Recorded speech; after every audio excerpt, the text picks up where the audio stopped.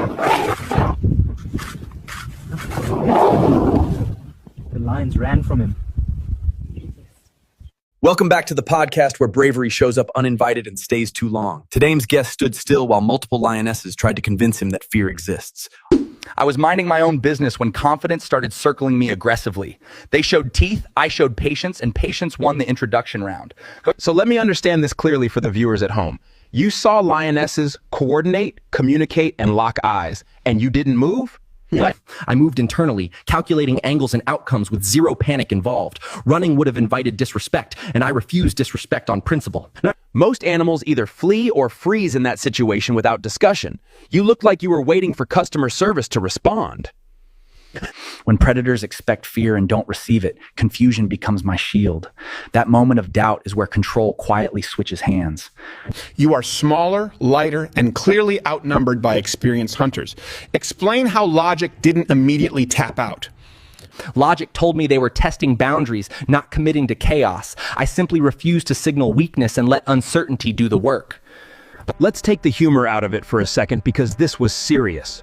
One wrong step and survival would not be part of the conversation. I was fully aware that death was nearby and very interested. But fear only matters when it controls decisions instead of sharpening them. Witnesses said you charged forward instead of backing away. That's not instinctual prey behavior by any definition. I didn't charge to attack, I charged to disrupt expectations. Predators hesitate when the script suddenly stops making sense. So you weren't trying to overpower them physically.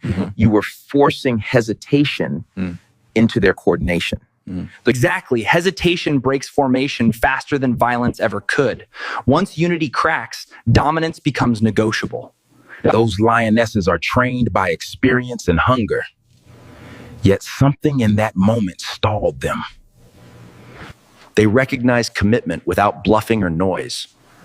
Predators respect certainty even when they hate it.